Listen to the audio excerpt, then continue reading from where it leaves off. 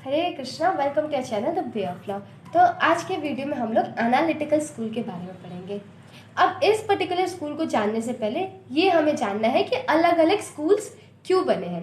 देखो, लॉ के बारे में हर जूरिस्ट का अपना अपना ओपिनियन था। ऑब्वियसली उन लोगों ने इतना पढ़ाया तो सबके अपने अपने ओपिनियंस थे। तो जिनके ओपिनियन एक से थे उनको हमने एक स्कूल में डाल दिया। ठीक है, कुछ ज़्यादा बहुत बड़ी चीज़ नहीं है इसके अंदर कि इस पर इतना ध्यान देना है। बस आप ये समझो कि जिनके ओपिनियन एक से थे। मैंने ये नहीं बोला कि एकदम एग्जैक्टली सेम, नहीं, मैंने बोला जिनके थोड़े बहुत मिलते थे उनको हमने एक स्कूल में डाल दिया। अब हर एक स्कूल की एक स्पेशलिटी होगी, मतलब एक की पॉइंट होगा जिसमें सारे जूरिस्ट यकीन रखते थे। ठीक है, तो हम एनालिटिकल स्कूल से शुरू करते हैं। अब बहुत ध्यान से सुनना, मैंने वीडियो पूरी एग्जॉस्टिव बनाने की कोशिश करी है। जो जो मैं चीज़ें बोल रही थी कि ऐसे पढ़ना चाहिए, जो स्टूडेंट्स वैसे पढ़ना चाहिए, कोशिश करा है कि मैंने सब डालूँ इसके अंदर। नाउ इट्स ऑन यू कि आप इससे कितना मैक्सिमम बेनिफिट ले पा रहे हैं। तो एनालिटिकल स्कूल इस चीज़ में मानता था कि जो लॉ है उसे एज इट इज़ पढ़ना होता है। एज इट इज़ मतलब जैसा है वैसा। हिस्ट्री से मतलब नहीं कि इसकी हिस्ट्री ये थी, कस्टम से मतलब नहीं कि कस्टम ऐसा था, सोसाइटी से मतलब नहीं कि सोसाइटी में लोग ये फॉलो करें वो फॉलो करें, नहीं, मोरालिटी से मतलब नहीं, डिवाइन लॉ से मतलब नहीं। जैसे जो नेचुरलिस्ट स्कूल था, नेचुरल स्कूल, वो मानते थे कि जो लॉ है वो डिवाइन है ना, डिवाइन ओरिजिन है लॉ का। इनका ऐसा कुछ भी मानना नहीं है। इनका क्या मानना है, जो लॉ है, जो आपका मतलब सपोज आपके पास अभी अलग अलग एक्ट्स है ना, तो ये जो आपके पास लॉ एग्जिस्ट कर रहा है वही है बस लॉ। क्या था आगे, क्या है पीछे, क्या है लेफ्ट राइट, कुछ मतलब नहीं। We have to study law as it is, law as it is. ठीक है, 3 बार रिपीट कर देती हूँ, law as it is, law as it is, law as it is, तो याद हो जाएगा। ठीक है, तो इनका मानना ये था, जो स्टूडेंट्स का इनका जो टूल था, जैसे हर स्कूल का अलग अलग टूल होता है, तो इसमें है लॉ को समझने का टूल, एनालिसिस करना लॉ का, तो इस वजह से एनालिटिकल स्कूल कहा जाता है। ऐसे पॉजिटिव स्कूल भी कहा जाता है। क्यों पॉजिटिविस्ट कहा जाता है? क्योंकि एक वर्ड है पॉजिटिव से, ठीक है, तो जिसका मतलब क्या है, लॉ एज इट इज, मतलब पॉजिटिव मतलब क्या है, एज इट इज, तो इस वजह से पॉजिटिविस्ट स्कूल कहा जाता है। क्योंकि जो लॉ है जैसा है उसे ऐसे ही पढ़ा जाता है। ये नहीं कि लॉ क्या होना चाहिए था, इससे मतलब नहीं है। लॉ एज इट इज, इससे मतलब नहीं कि व्हाट आउट टू बी, जो है सिर्फ उसे पढ़ना। अब इतना एम्फोसाइज कर दिया ना, यही सेंटर है एनालिटिकल स्कूल का। इतनी बात समझ आ गई ना, बहुत आसानी होगी समझने में। फिर है हमारे पास ऑस्ट्रेलियन स्कूल भी कहा जाता है एनालिटिकल स्कूल को। अभी मैं आपको पर्यायवाची कह सकते हैं एनालिटिकल स्कूल की समझा रही हूँ। तो ऑस्ट्रेलियन स्कूल इस वजह से कहा जाता है क्योंकि जो फादर है एनालिटिकल स्कूल के वो जॉन ऑस्टिन है, इस वजह से ऑस्ट्रेलियन स्कूल भी कहा जाता है। इम्पेरेटिव स्कूल क्यों कहा जाता है? देखो, एनालिटिकल स्कूल वाले लोग ये मानते हैं कि जो लॉ है उसे एक सॉवरीन ने बनाया है। सॉवरीन कौन? Political superior. जो लॉ होता है वो सॉवरीन का कमांड होता है, उसने ऑर्डर दिया होता है, उस कमांड को हमें फॉलो करना होता है। और अगर उस कमांड को नहीं फॉलो किया जाता तो उसके पीछे सैंक्शंस होते हैं। तो सैंक्शन मतलब ड्यूटी होता है। तो इस वजह से ये जो स्कूल वाले लोग हैं वो लोग किससे मानते हैं? कमांड में। इस वजह से इसका नाम इम्पेरेटिव स्कूल भी है। और एनालिटिकल स्कूल इस वजह से है क्योंकि इनका काम क्या है? लॉ को एनालाइज करना। इससे मतलब नहीं कि क्या उसका हिस्टोरिकल ओरिजिन है, क्या सही है, क्या गलत है, कोई मतलब नहीं है। इनके हिसाब से जो मेजर सोर्स ऑफ लॉ है वो है लेजिस्लेशन, ऑब्वियसली क्योंकि लॉ एज इट इज पढ़ते हैं। फिर judicial president and customary law. अब इसके जूरिस्ट तो देखो बहुत सारे थे, लेकिन हम लोग यहाँ पे मेजरली जिन्हें पढ़ेंगे, बेंथम को पढ़ेंगे, ऑस्टिन को पढ़ेंगे, और एचएलए हार्ट को पढ़ेंगे, और हैंस केल्सन को। ओके, देख लो, अब जूरिस्ट के बारे में बता रही हूँ, ठीक है। ये लोग तो बोल के चले गए, अब हेडेक तुम्हारी है, तो ध्यान से सुनो। बेंथम के बारे में बताते। जो बेंथम है ना, ऐसा कहा जाता है ना कि इंसान इतनी मेहनत करता है लेकिन उसे क्रेडिट कभी कभी कोई और ले जाता है। तो बेंथम के साथ यही है। बेंथम ने बहुत ज़्यादा हार्डवर्क किया, लेकिन उन्हें हम फादर ऑफ एनालिटिकल स्कूल नहीं कहते, कहना ही नहीं चाहिए था, लेकिन हम इन्हें नहीं कहते, ऑस्टिन को कहा जाता है। लेकिन ऑस्टिन की अगर हम थ्योरी देखेंगे ना तो बहुत ज़्यादा बेंथम से कॉपीड है, बहुत ज़्यादा। हम लोग ऑस्टिन को बेंथम का चेला भी कहते हैं। बेंथम ने सबसे इम्पोर्टेंट, अगर एक चीज़ बताओ सबसे इम्पोर्टेंट जो बोला था, देखो हम हाँ ये सब देखेंगे कि क्या उनके बुक्स लिखी थी, क्या उनके वर्क्स थे, ये सब पूछे जाता है एमसीक्यूज में डायरेक्टली, तो इस वजह से ये सब मैंने इसके अंदर डाल रखा है। लेकिन अगर एकदम मेजर प्रिंसिपल जिसकी बात करी जाए ना, जो बेंथम ने बताया था, बेंथम ने बताया था यूटिलिटेरियनिज्म के बारे में, प्लेजर पेन थ्योरी के बारे में। बेंथम का ये कहना था कि किसी भी लॉ को अगर टेस्ट करना है तो हमें ये देखना चाहिए कि उससे कितना लोगों को प्लेजर और पेन हो रहा है, मतलब greatest happiness of greatest number में यकीन रखते थे बेंथम। ठीक है, अभी जो प्लेजर और पेन है जिसकी हम लोग बात कर रहे हैं यूटिलिटेरियनिज्म में, तो इसे कैलकुलेट कैसे करना है, तो इसका भी उन्होंने एक यूटिलिटेरियन कैलकुलस निकाला जिसके अंदर बेसिकली 7 पॉइंट्स थे, जिसके हिसाब से हम लोग कैलकुलेट कर सकते हैं कि इस पर्टिकुलर लॉ से कितना प्लेजर है और कितना पेन है। ये तो इम्पोर्टेंट नहीं है कैलकुलस, लेकिन मैंने आपके कन्वीनियंस के लिए लिख रखा है। जैसे फॉर एग्जाम्पल एक दो कैलकुलस बताती हूँ, जैसे कि किस इंटेंसिटी का प्लेजर है, कितने ड्यूरेशन का है, तो ये सारी चीजें हैं जो कि यूटिलिटेरियनिज्म में आती है। तो जैसे ही बेंथम का नाम आया तो हमेशा में क्या रखना है दिमाग में, उन्होंने यूटिलिटेरियनिज्म के बारे में बताया था, प्लेजर पेन थ्योरी के बारे में बताया, greatest happiness of greatest number के बारे में बताया। ओके, ये लेज़र-फेयर में मानते थे। इनका ये मानना है कि जो इंडिविजुअल है ना, मतलब जैसे हम ह्यूमंस हैं, इन सबको अगर हम फ्री कर देंगे तो ये अपना वेलफेयर खुद देख सकते हैं, मतलब इन पे रिस्ट्रिक्शंस नहीं लगानी चाहिए, ह्यूमंस को बांध के नहीं रखना। Man should be let free, laissez faire में मानते थे, क्योंकि जैसे ही जिसे छोड़ा जाएगा उसे अपना पता चल जाएगा क्या उसके लिए सही है क्या उसके लिए गलत है। ये नेचुरल लॉ में तो बिल्कुल नहीं मानते थे, ये तो मैंने आपको बता ही रखा है। ये कहते थे नॉनसेंस अपॉन स्टिल्स। ठीक है, ये लाइन है, पूछा जाएगा किसने कहा था कि nonsense upon stills natural law को किसने डिस्क्राइब किया, तो बेंथम ने डिस्क्राइब किया था। तो इन्होंने लॉ की डेफिनेशन को क्लियरली समझाया। उन्होंने क्लियरली ये चीज़ बोली है कि लॉ जो है कोई ऐसी चीज़ जो कि सॉवरीन के द्वारा आ रही है। जैसे मैंने आपको शुरुआत में बताया था कि एनालिटिकल स्कूल क्या है, तो कोई भी चीज़ जो कि सॉवरीन के थ्रू आ रही है और जिसे लोगों को फॉलो करना है। ठीक है, और सॉवरीन के पास पावर है लोगों को फॉलो कराने की। दैट्स इट, इतना कुछ ज़्यादा डिटेल में नहीं जाना, आप इनकी डेफिनेशन पढ़ लेना क्योंकि पूछा जाएगा तो एग्जैक्टली आपको बताना है। और क्या क्या इनके वर्क्स थे, तो the limit of jurisprudence defined, of laws in general, a fragment of government, an introduction to principles of morals and legislation। तो ये इनकी कुछ मतलब वर्क्स हैं, ये भी पूछे जा सकते हैं एमसीक्यू में, तो प्लीज़ प्लीज़ प्लीज़ इसको पढ़ लेना, याद कर लेना। अब इनके हिसाब से जो जूरिस्प्रूडेंस थे ना, 2 तरीके के होते हैं। एक होता है एक्सपोजिटोरियल जूरिस्प्रूडेंस, नाम से पता चल रहा है जो चीज़ एक्सपोज कर रखी है, जिस चीज़ को एक्सप्रेस कर रखा है, तो मतलब जो लॉ है, व्हाट द लॉ इज, उसे बोलेंगे हम लोग एक्सपोजिटोरियल जूरिस्प्रूडेंस। ठीक है, फिर दूसरा आता है सेंसोरियल जूरिस्प्रूडेंस, जो कि एनालिटिकल स्कूल का कंसर्न नहीं है। सेंसोरियल जूरिस्प्रूडेंस ये बताते हैं कि लॉ को कैसा होना चाहिए था, what the law ought to be, जिससे हमें मतलब नहीं है। अभी जो एक्सपोजिटोरियल जूरिस्प्रूडेंस है, मतलब जो एक्सप्रेस्ड लॉ है, जो लॉ एग्जिस्ट कर रहा है, वो 2 कैटेगरी में बांटे गए हैं। एक है अथॉरिटेटिव, जो कि हमारा लेजिस्लेटिव पावर वगैरह से आता है, और दूसरा है अनअथॉरिटेटिव, मतलब जो हम किसी लॉ बुक से देख रहे हैं, मतलब किसी अथॉरिटी से नहीं आया, तो वो आ गया हमारा एक्सपोजिटोरियल जूरिस्प्रूडेंस के अंदर। पहली बार अगर किसी ने टर्म इंटरनेशनल लॉ यूज़ किया है ना, तो बेंथम ने यूज़ किया है।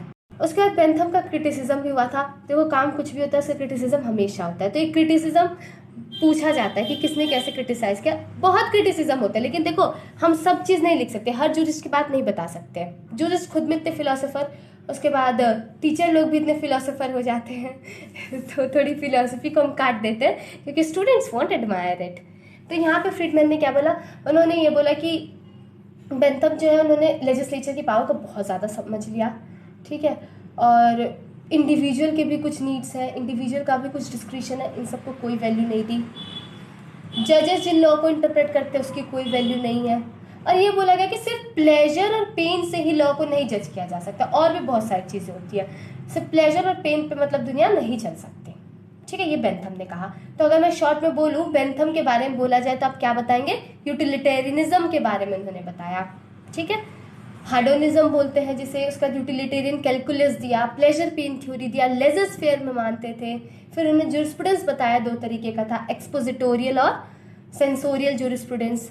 फिर उनके जो सबसे इंपॉर्टेंट वर्क है जिसके बारे में मोस्टली पूछा जाता है वो ये है the limits of jurisprudence defined. ठीक है, और उसके बाद इंटरनेशनल लॉ टर्म इन्होंने यूज़ किया। तो ये था बेंथम के बारे में, इतना बहुत है। अगर आप इतना भी ध्यान रखोगे, देखो बहुत शॉर्ट में बताया, एक कॉपी लेना, ऐसे ये वाले नोट्स तो आप रख लेना स्क्रीनशॉट, उसके बाद क्या करना, खुद का ये जो बताया ना उसके बाद भी आप खुद का एक शॉर्ट नोट बनाना, मतलब जैसे बेंथम लिखता है उसके नीचे बस 5 पॉइंट्स, यूटिलिटेरिज्म, प्लेजर पेन, ये सब मतलब ऐसे 5 पॉइंट में लिख लेना कि देखते ही पता चल जाए कि है क्या। वीडियो बहुत बड़ी हो जाएगी मैं समझाती रही तो तो मैं एक्सपेक्ट करती, इतने होशियार तो हो आप लोग। तो अगला है ऑस्टिन के बारे में पढ़ते हैं। ऑस्टिन ने बहुत कुछ चोरी किया था। सब ऐसा कहते हैं ऑस्टिन ने बस ज़िंदगी में एक चीज़ सही करी थी, एक सही औरत से शादी करके। ठीक है, तो ऑस्टिन का जो सबसे इम्पोर्टेंट वर्क है वो था province of jurisprudence determine. Austin को तो कभी भूलना ही मत।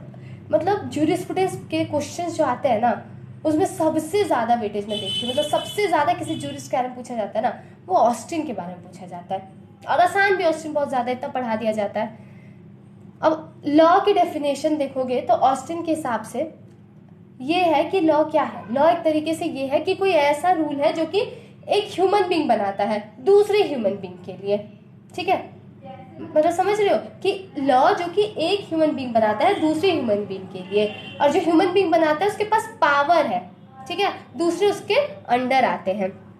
अब सबसे इम्पॉर्टेंट बात जो कि ऑस्टिन ने कही थी वो ये कहा था कि जो लॉ है वो एक कमांड होता है, वो कमांड जो कि सॉवरीन देता है, और उस कमांड को अगर हम फॉलो नहीं करते तो उसके पीछे सैंक्शन होता है, मतलब पनिशमेंट होता है। इन्होंने बोला कस्टम वगैरह कोई लॉ नहीं होता है, जब तक उसे लीगल रिकॉग्निशन नहीं मिलेगी उसे लॉ नहीं माना जाएगा। ऑस्टिन ने साफ साफ कहा कि लॉ एग्जिस्ट करता है, वो एक इम्पॉर्टेंट बात है। उसका क्या मेरिट है, क्या डिमेरिट है, मतलब क्या सही है क्या गलत है, वो एक अलग चीज़ है, और लॉ एग्जिस्ट करता है वो एक अलग चीज़ है।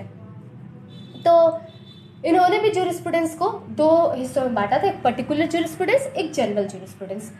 पर्टिकुलर जूरिस्प्रूडेंस मतलब जैसे सपोज हम किसी एक पर्टिकुलर जगह की लॉ के बारे में स्टडी करें, let's say for example India, तो ये हो गया हमारा पर्टिकुलर जूरिस्प्रूडेंस। दूसरा होता है general jurisprudence. Austin particular jurisprudence के बारे में ज़्यादा कंसर्न है। उसके बाद अगला है जनरल जूरिस्प्रूडेंस। जनरल जूरिस्प्रूडेंस में क्या है, इसमें हम लोग उन कंसेप्ट को पढ़ते हैं जो कि यूनिवर्सल नेचर का है, जैसे ओनरशिप के राइट हो गए, पोजेशन के राइट हो गए, तो मतलब कुछ ऐसी चीज़ें जो कि हर कंट्री में राइट एग्जिस्ट करता है, मतलब हर कंट्री में वो लॉ एग्जिस्ट करता हो, उसके बारे में पढ़ते हैं। बहुत ध्यान से सुनना। अब जो बताऊंगी ऑस्टिन का, मान लो यही मेन चीज़ है ऑस्टिन की, तो ऑस्टिन ने ना लॉ को क्या बताया, ये जो मैंने लिखा है W+S+E+G+S, यही मेन है, इसे याद कर लो। अगर ये नहीं याद हो रहा ना तो इतना याद कर लो, L=S+S+C, बस इतना याद कर लो। या तो ये वाला याद कर लो या फिर लॉ जो है S+S+C। अब क्या मतलब, ऑस्टिन का ये कहना है ना, लॉ क्या है, कमांड, तो C फॉर कमांड। कौन देता है उस कमांड को, सॉवरीन, तो S फॉर सॉवरीन। नहीं फॉलो करने पे क्या होता है, सैंक्शन, तो S फॉर सैंक्शन। तो ये तो हमारा C+S वाला था। अब ये थोड़ा और अगर थोड़ा इसे बढ़ा चढ़ा के पढ़ा जाए तो हम इसे इस तरीके से भी कह सकते हैं कि जो लॉ होता है वो विश होती है, किसकी विश होती है, सॉवरीन की विश होती है, और जिसे ना फॉलो करने पे सॉवरीन सैंक्शन भी लगा सकता है। ये जहाँ पे लिखा है ना ई का मतलब क्या है, एक्सप्रेशन ऑफ विश, मतलब कमांड देना। जो सॉवरीन है वो कमांड देगा तुम्हें ये करना है।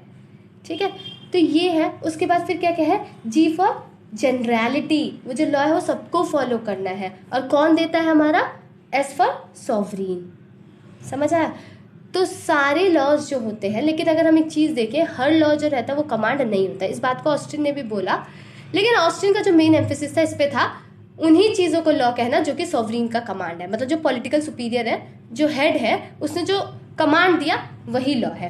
लेकिन देखो सारे जो लॉज होते हैं कमांड नहीं होते, जैसे कुछ डिक्लेरेटरी लॉज होते हैं, मतलब कुछ ऐसे लॉज जो कि हमारे राइट बता रहे हैं, जैसे हमारे फंडामेंटल राइट्स, वो कमांड है क्या, नहीं, वो तो हमारे राइट्स डिक्लेयर कर रहे हैं, है ना। तो ऐसे बहुत सारे लॉज होते हैं, जैसे जनरल क्लॉजेस एक्ट, क्या वो कमांड है, नहीं, उसके अंदर तो डेफिनेशन है। तो ये सब जो है वो सब लॉज नहीं है। तो सबसे इंपॉर्टेंट चीज़ जो थी ऑस्टिन की, command, sovereign, sanction. Please repeat after me, command, sovereign, sanction. ठीक, मैं याद भी करा रही हूँ, प्लीज सुनते रहना ध्यान से। अब हम कहते रहते ना ऑस्टिन चेला है, चेला है, चेला है बेंथम का, तो मैं कुछ नहीं कहती हूँ, जैसा कहा जाता है वो कह रही हूँ। तो यहाँ पे इन लोगों में आप कुछ कुछ सिमिलैरिटी देखोगे। मैंने जैसे आपको बताया था कि इन लोगों की जो लॉ वाली डेफिनेशन थी ना उसमें सिमिलैरिटी थी, डिफरेंस भी है। जो ऑस्टिन थे ना उन्होंने मेजरली लॉ को एज ए कमांड पे फोकस किया, लेकिन बेंथम ने ऐसा नहीं बोला। बेंथम ने कहा कि 5 मेथड्स हैं जिससे जो सॉवरीन है लॉ बनाता है। देखो ऑस्टिन बेंथम दोनों इस बात में मानते थे कि सॉवरीन लॉ बनाता है, लेकिन बेंथम ने कहा कि सिर्फ कमांड ही एक तरीका नहीं है जिससे सॉवरीन लॉ बनाता है। 5 तरीके ऐसे हैं जिससे सॉवरीन लॉ बनाता है। उन 5 तरीकों में से एक तरीका है कमांड देना। और बेंथम ने एकदम क्लियरली सिविल और क्रिमिनल लॉ के बीच में डिफरेंस किया था। ऑस्टिन ने ऐसा कुछ नहीं किया था, बल्कि हम ऑस्टिन का मॉडल ऐसे देखेंगे ना तो ऐसा लगेगा कि वो क्रिमिनल लॉ के ऊपर ज़्यादा बेस्ड है। ऑस्टिन के व्यू को थोड़ा और अच्छे से समझने के लिए ना हम 3 हिस्सों में व्यूज़ को बांटते हैं। तो ज्यूरिस्प्रूडेंस का क्या बेसिस है, पहला पोर्शन ये है, तो देखते हैं इसमें ऑस्टिन के क्या व्यू है। तो ऑस्टिन का ये मानना है कि कमांड ऑफ द सॉवरीन, मतलब ये जो ज्यूरिस्प्रूडेंस आया है ना, ये जो लॉ आया है ना, ये सॉवरीन के कमांड की वजह से ही आया है। लॉ मतलब क्या है, कमांड है, और उस कमांड से क्या होता है, दूसरे इंसान को कोई चीज़ फॉलो करनी ही पड़ती है। कहने का मतलब है कि एक ऑब्लिगेशन बन जाता है।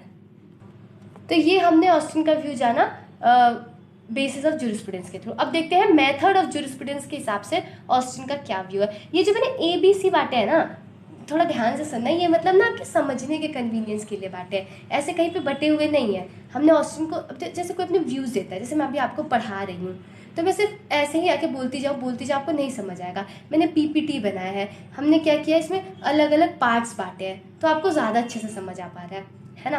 तो इसी तरीके से क्या किया, ऑस्टिन को भी ऐसे करके हमने बांटा है, लेकिन मैंने आपको ओवरऑल आइडिया दे दिया है, मैं आपको याद कराना चाह रही हूँ, है ना। फिर अगला है द मेथड ऑफ ज्यूरिस्प्रूडेंस। तो यहाँ पे जो इन लोगों का मेन टूल, ऑस्टिन के हिसाब से मेन टूल क्या है ज्यूरिस्प्रूडेंस को जानने का, मेन टूल एनालिसिस है ना। तो एनालिसिस है, और क्या है, सॉवरेनिटी थ्योरी। सॉवरेनिटी थ्योरी के बारे में तो ऐसे मानते हैं जैसे कि पूछो मत, पर ये सॉवरीन है क्या, ठीक है। हम लोग सुने जा रहे हैं कि ऑस्टिन ये कह रहे हैं सॉवरीन सॉवरीन, तो हम ऑस्टिन के ही नज़रिए से देखते हैं कि सॉवरेनिटी, सॉवरीन किसे कहा जा रहा है। तो ये कहा जा रहा है कि कोई एक ह्यूमन सुपीरियर है, ठीक है, जिसके ऊपर कोई और सुपीरियर नहीं है, मतलब एक हेड है, उसके ऊपर कोई और हेड नहीं है, और बाकी सब लोग उस पर्टिकुलर हेड को, मतलब उस पर्टिकुलर सुपीरियर को फॉलो कर रहे हैं। कोई इंसान है जिसके ऊपर कोई और बॉस नहीं है, ठीक है, और बाकी सब उसके चेले चपाटे बन के घूम रहे हैं, सब उसकी बात मान रहे हैं। यही है ऑस्टिन की डेफिनेशन। यकीन नहीं हो रहा तो पढ़ लो, है ना।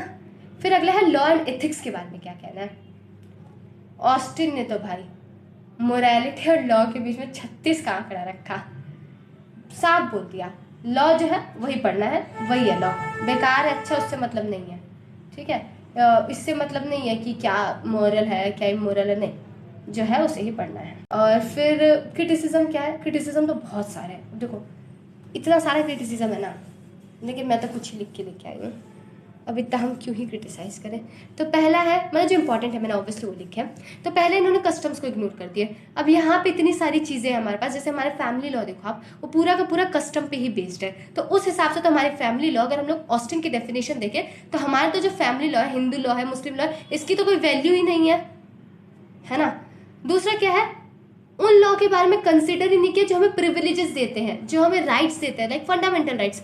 ऑस्टिन की डेफिनेशन के हिसाब से हमारे फंडामेंटल राइट्स तो कुछ आएंगे ही नहीं, कुछ होगा ही नहीं, ये क्या चीज़ है। ऑस्टिन रहते तो कहते व्हाट इज दिस, ऑस्टिन ये कहते, हाँ, अरे उन्हें क्या पता, फंडामेंटल राइट की वजह से तो कितनों ने क्या क्या PIL फाइल कर दिया, क्या क्या बवाल मच गया है। अगला जज मेड लॉ की तो इंपॉर्टेंस ही नहीं दी। बताओ अगर अभी ऑस्टिन रहते ना और फिर कोर्ट वालों में खूब लड़ाई हो जाती। अब देखो जज कितने इंपॉर्टेंट लॉज बनाते हैं, पता है ना जुडिशरी का क्या काम है, हमेशा लेजिस्लेचर लॉ बना के नहीं रख सकता है। तो कहीं पे जब वैक्यूम क्रिएट होता है, लॉ नहीं रहता है, तो वहाँ पे जुडिशरी तो लॉ बनाएगी ना। और ऑस्टिन की हम डेफिनेशन मानेंगे तो भाई तो उस लॉ का कोई फायदा ही नहीं होगा, जैसे विशाखा गाइडलाइंस वगैरह, ये सब जजमेंट लॉ ही तो है।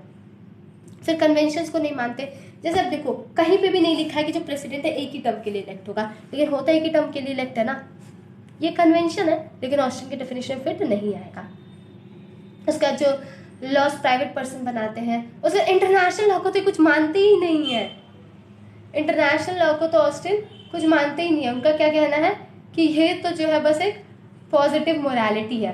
क्यों? क्योंकि इंटरनेशनल लॉ में कोई सॉवरीन नहीं है, इस वजह से कोई कमांड नहीं है, और ऐसा स्ट्रॉन्ग सैंक्शंस भी नहीं है।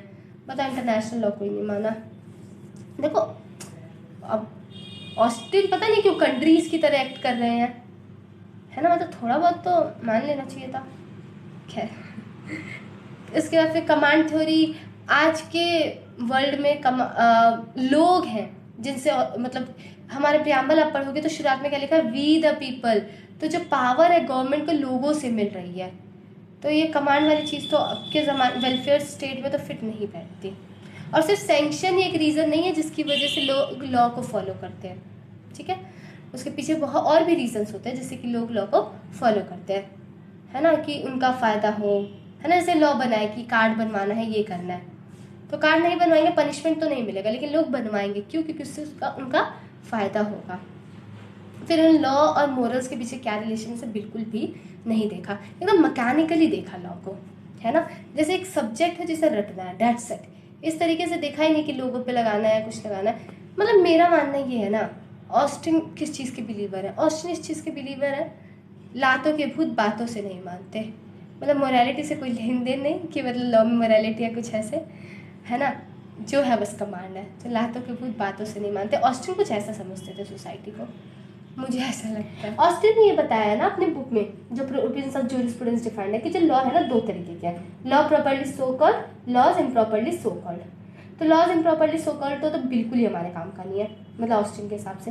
तो जो लॉज प्रॉपर्ली सो कॉल्ड है वो दो तरीके के होते हैं, एक होता है लॉ ऑफ गॉड, जिससे भी ऑस्टिन को कोई लेना देना नहीं है, और दूसरा है ह्यूमन लॉज। अब ह्यूमन लॉज में भी दो तरीके के लॉज है, एक तो पॉजिटिव लॉज जो कि लॉज स्ट्रिक्टली सो कॉल्ड, और दूसरे हैं लॉ जो कि मैन ने सेट किए हैं लेकिन पॉलिटिकल सुपीरियर जैसे नहीं, ठीक है।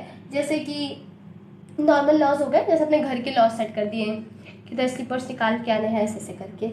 तो जो लॉज इम्प्रॉपर्ली सो कॉल्ड है, इसके अंदर पता है क्या, जैसे इंटरनेशनल लॉ के बारे में ऑस्टिन ने बोला ना, ऑस्टिन के हिसाब से जो इंटरनेशनल लॉ है वो इसी कैटेगरी में फॉल करता है।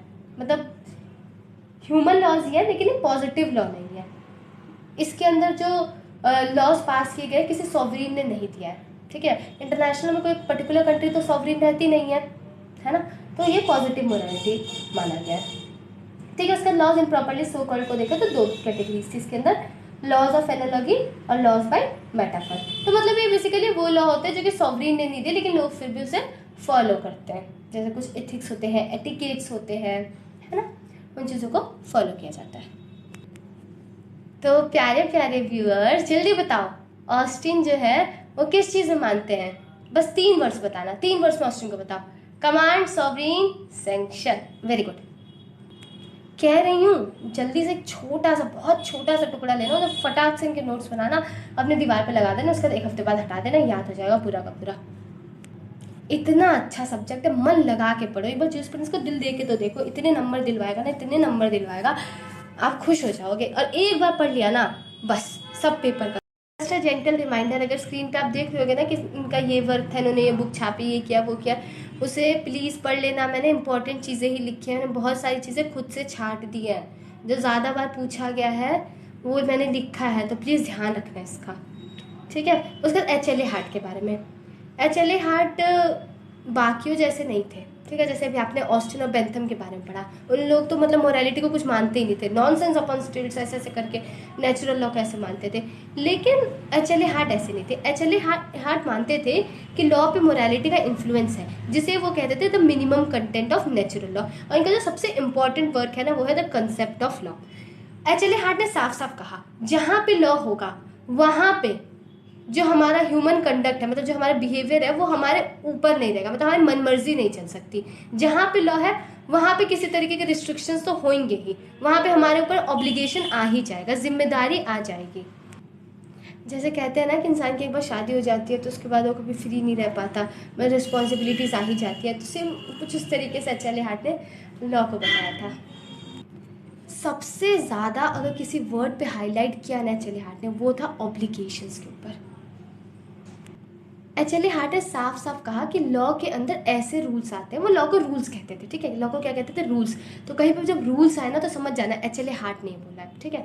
तो बोलते थे कि लॉ वो रूल्स है ना जो कि मतलब हमारी मर्जी नहीं है कि हम चाहें तो फॉलो करें या ना फॉलो करें, नहीं, हमें करना पड़ेगा। लेकिन एट द सेम टाइम वो जो लॉ है हम उसे अमेंड कर सकते हैं, उसको मतलब कोडिफाई कर सकते हैं, हम ये सारी चीज़ें कर सकते हैं, ठीक है। मतलब ऐसा नहीं है कि वो स्टैटिक ही रहेगा, हाँ हमें फॉलो करना पड़ेगा ये तो फॉर श्योर है, लेकिन वो जो लॉ है वो स्टैटिक नहीं रहेगा। फिर उन्होंने यहाँ पे सोसाइटी पे थोड़ा एम्फेसिस दिया कि जो लॉ है ना, ये एक तरीके से सोसाइटल प्रेशर की वजह से आता है। उन्होंने ये बताया कि मतलब कौन सा लॉ कितना सीरियस है, कौन सा लॉ कितना इंपॉर्टेंट है, उसके लिए उन्होंने एक टेस्ट बताया। उन्होंने ये कहा ना कि किसी चीज़ को फॉलो करने के लिए सोसाइटी कितना ज़्यादा प्रेशर डाल रही है, किसी चीज़ को करने के लिए या किसी चीज़ को मना करने के लिए सोसाइटी का कितना प्रेशर है, सोसाइटी का कितना इन्फ्लुएंस है, उस हिसाब से डिसाइड होता है कि लॉ कितना इंपॉर्टेंट है। तो जितना ज़्यादा सोसाइटी का प्रेशर है उतना इंपॉर्टेंट लॉ, जितना कम सोसाइटी का प्रेशर है उतना कम इंपॉर्टेंट लॉ। तो ये था स्टैंडर्ड HLA हार्ट का कि लॉ कौन सा कितना इंपॉर्टेंट है, ऐसे जज करते थे HLA हार्ट। ऑस्टिन की थ्योरी को बहुत ज़्यादा क्रिटिसाइज़ किया था HLA हार्ट ने। उन्होंने कहा कि इसे हम लॉ को कमांड कह ही नहीं सकते हैं, वरना सोचो कि चलो मान लो सॉवरीन कोई मतलब कोई लीडर आज अपॉइंट हो, क्या उससे पहले कोई लॉ नहीं थे बिल्कुल थे। तो उन लॉ को कौन मतलब कैसे उसे जस्टिफाई किया जाएगा। और ऑस्टिन ने ना एकदम थोड़ी मैकेनिकल सी चीज़ें बता दी थी, मतलब ऐसा लग रहा था कि कोई मशीन टाइप्स चीज़ें बता दी है ना, कि कोई फीलिंग्स नहीं है। लेकिन लॉ बहुत सेंसिटिव है, इस बात को अगर आप पढ़ोगे तो कितना ज़्यादा सोसाइटी को कंसिडर करता है। सोसाइटी के बेटरमेंट के लिए बना तो सेंसिटिव तो होना ही चाहिए ना। और कोई कंप्यूटर नहीं बनाता है, किसी गूगल ने हमारे लॉज को नहीं बनाया है, हमारे लॉज को लोगों ने बनाया है, ह्यूमन से मिलकर बनाया है। तो जो ऑस्टिन कहते नहीं रहते थे कि मतलब हैबिट ऑफ ओबीडियंस, हैबिट की बात करते थे, तो इस चीज़ को भी HLA हार्ट ने क्रिटिसाइज किया। बोला गया कि हैबिट और रूल के बीच में डिफरेंस होता है। हैबिट क्या, हैबिट तो बस एक कॉमन बिहेवियर है बस, लेकिन रूल के लिए, लॉ के लिए सफिशिएंट, रूल के अंदर इंटरनल एस्पेक्ट भी होते हैं। ये नहीं कि बस बोल दिया तो उसे फॉलो करना, नहीं, खुद से भी होता है लोगों को फॉलो करना। जैसे हमारे पास इतने सारे राइट्स हैं, ये सारी चीज़ें हैं, है ना। तो अगर हम लोग सिर्फ बिहेवियर के हिसाब से देखें तो वो लॉ थोड़ी है ना, वो तो हम मशीन्स को बोल रहे हैं कि यू डू दिस। मतलब लॉ से हम लोग किसी चीज़ को जज करते हैं, मतलब कोई एक्टिविटी होती है ना, हम देखते हैं कि सही है या गलत है, हम लॉ के थ्रू जज करते हैं। तो वो लॉ हैबिट हो सकता है क्या, आप हैबिट के थ्रू किसी चीज़ को जज करोगे सही है गलत, नहीं। अब बात करते हैं एकदम heart of a legal system और heart of HLA Hart's theory. मतलब एकदम जो सबसे इम्पॉर्टेंट बात HLA हार्ट ने बोली थी, मतलब जो आप शॉर्ट नोट बनाओगे तो शॉर्ट नोट में आपको क्या लिखना है, तो अब हम वो पढ़ेंगे। HLA हार्ट ने कहा था कि जो लॉ है वो प्राइमरी रूल्स और सेकेंडरी रूल्स को मिलकर बनता है। तो अब हम देखेंगे प्राइमरी रूल्स। प्राइमरी रूल्स कौन से रूल्स होते हैं, जो कि ड्यूटीज देती है, मतलब हमें बताती है कि हमें क्या चीज़ करनी है, क्या चीज़ नहीं करनी है, मतलब हमारे पर ऑब्लिगेशंस डालते हैं, ठीक है। हमारी मर्जी नहीं चलेगी, हमारे पर ऑब्लिगेशन डाला जा रहा है कि you have to do this, या फिर आपको ये चीज़ अब्सटेन करना है, ये चीज़ नहीं करना है। ये हो गई हमारे primary rules. Let's say for example आप ट्रेसपास नहीं कर सकते, आपको पनिशमेंट मिलेगी, तो ये क्या हो गया, हमारा प्राइमरी रूल हो गया, ठीक है। फिर आप हमें देखते हो कि इतने सारे जैसे फॉर एग्जांपल है फंडामेंटल ड्यूटीज़, हालांकि हमारी फंडामेंटल ड्यूटीज़ एनफोर्सिएबल नहीं है, लेकिन वो भी एक तरीके की ड्यूटी, तो ये क्या हो गया हमारा प्राइमरी रूल। फिर आते हैं हमारे पास सेकेंडरी रूल्स। सेकेंडरी रूल्स क्या बोलते हैं, पावर कन्फरिंग रूल्स, मतलब ये पावर देती है। पावर मतलब क्या, जैसे ये प्राइमरी रूल्स है ना, अब हम एक rule suppose let's say for example जो चीज़ हम 10 साल पहले कर रहे थे, अब 10 साल के बाद भी वही चीज़ करेंगे तो क्या वो वैलिड होगी। लेट्स से फॉर एग्जांपल जो चीज़ आपके जो कस्टम्स, आपके घर में जो रिचुअल्स होते थे, क्या सारे रिचुअल्स जो आपके दादा परदादा के टाइम पे हो रहे थे, क्या वो सारे हो पा रहे होंगे, डेफिनेटली नहीं, पॉसिबल नहीं हो पाता है, क्योंकि चीज़ें बहुत ज़्यादा बदल गई हैं। हाँ, हम इंपॉर्टेंट चीज़ों को डेफिनेटली से फॉलो करते हैं, लेकिन सब नहीं हो पाता है। तो सेम उसी तरीके से हमें कुछ बदलाव करने पड़ते हैं, है ना, या फिर हमें कोई नई चीज़ इंट्रोड्यूस करनी पड़ती है, या हमें किसी चीज़ को एलिमिनेट करना पड़ता है। जैसे हमारा सती प्रथा, उसे हमने एलिमिनेट कर दिया, है ना। फिर जैसे ट्रिपल तलाक था, उसे एलिमिनेट कर दिया। तो सेम उसी तरीके से जो सेकेंडरी रूल्स हैं वो पावर देते हैं ऑफिशियल्स को कि जो हमारे प्राइमरी रूल्स हैं उसमें किसी तरीके का अमेंडमेंट किया जा सके, या फिर प्राइमरी रूल्स में नए रूल्स को ऐड किया जा सके, या फिर ऑलरेडी जो रूल्स एग्जिस्ट कर रहे हैं प्राइमरी रूल्स में उसे हटा दिया जा सके, उसे डिलीट कर सकते हैं हम। तो ये आता है हमारे सेकेंडरी रूल्स में। समझ आया, अब मुझे लग रहा है समझ आ गया होगा। प्राइमरी रूल्स हमें क्या बोल रहे हैं कि क्या चीज़ें हमें करनी है और क्या चीज़ें नहीं करनी है। सेकेंडरी रूल्स प्राइमरी रूल्स को बदलने का, है ना, डिलीट करने का, ऐड करने का तरीका बताते हैं। लेकिन पता है क्या, HLA हार्ट ने बताया कि जो प्राइमरी रूल्स है उसके अंदर कुछ डिफेक्ट्स हैं, ठीक है। तो HLA हार्ट इतने अच्छे उन्होंने डिफेक्ट्स तो बताया, साथ में उसकी रेमेडीज़ भी बताई। जैसे हम सब प्रॉब्लम्स बता देते लेकिन हम लोग रेमेडीज़ नहीं बताते। तो HLA हार्ट ने पहले बताया कि जो प्राइमरी रूल्स है ना अनसर्टेन है, मतलब सर्टेनिटी नहीं है कि हाँ ये लॉ एग्जिस्ट करता है, इस चीज़ को फॉलो होना है, इस चीज़ को फॉलो नहीं होना, मतलब कोई सर्टेनिटी नहीं है, बहुत ज़्यादा अनसर्टेन है। तो एचएलए हार्ट ने इसका सोल्यूशन क्या बताया, बोला रूल ऑफ रिकॉग्निशन, मतलब कि जो रूल्स को रिकॉग्नाइज कर दिया जाए तो उससे जो रूल्स है वो सर्टेन हो जाएंगे कि बाद में कभी इशू ना हो कि ये रूल जो है फॉलो होता है या नहीं होता है, ऐसा नहीं। उन्होंने साफ बोला कि जो रूल है उसे रिकॉग्नाइज कर दिया जाए, रूल ऑफ रिकॉग्निशन। अब रिकॉग्निशन कैसे हो सकता है, लेजिस्लेशन के थ्रू, लॉ बना दो उस चीज़ के ऊपर। जैसे हमारे फैमिली लॉज है, ठीक है, अगर उसके ऊपर हिंदू मैरिज एक्ट या मतलब ये जो अलग अलग हमारे एक्ट है फैमिली लॉ वाले, अगर वो लॉ नहीं बनता तो हमें कैसे पता चलता कि ये चीज़ फॉलो होती है, ये चीज़ नहीं फॉलो होती, सबके अपने अपने अलग अलग रिचुअल्स हैं। तो अनसर्टेनिटी के लिए क्या सोल्यूशन था, रूल ऑफ रिकॉग्निशन। फिर उन्होंने दूसरा प्रॉब्लम ये बताया कि प्राइमरी रूल्स जो है ना वो स्टैटिक करेक्टर के हैं, मतलब सेम रह जाते हैं। और ये तो बहुत बेकार बात है, अगर एक ही लॉ रह जाए तो मतलब सोसाइटी डेवलप ही नहीं कर रही। 100 साल पहले भी वही लॉ और आज भी वही लॉ, मतलब सोसाइटी डेवलप ही नहीं कर रही है, स्टैटिक हो चुकी है। तो ऐसे में इसका रेमेडी बताया रूल ऑफ चेंज, कि मतलब अमेंडमेंट्स किए जाएं जो प्राइमरी रूल्स एग्जिस्ट कर रहे हैं। फिर तीसरा उन्होंने क्या डिफेक्ट बताया, ये बताया कि जो प्राइमरी रूल्स है ना वो काफ़ी इनएफिशिएंट है।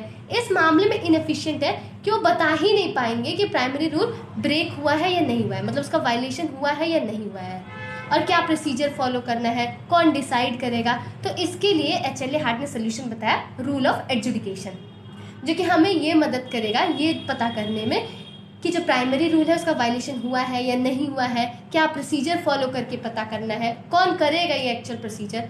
तो ये सब रूल ऑफ एडजुडिकेशन में होगा। तो ये थे हमारे 3 प्रॉब्लम्स और थे 3 डिफेक्ट्स।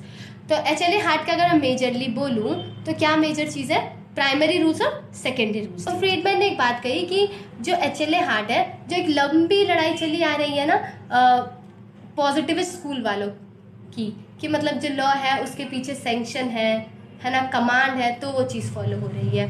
और दूसरे ग्रुप के लोग जो ये कहते हैं कि सोशल ओबीडियंस और रिकॉग्निशन जो है सबसे इंपॉर्टेंट पार्ट है लीगल नॉर्म का, तो उन लोगों के बीच की लड़ाई में ब्रिज लगाने का काम एचएलए हार्ट ने किया।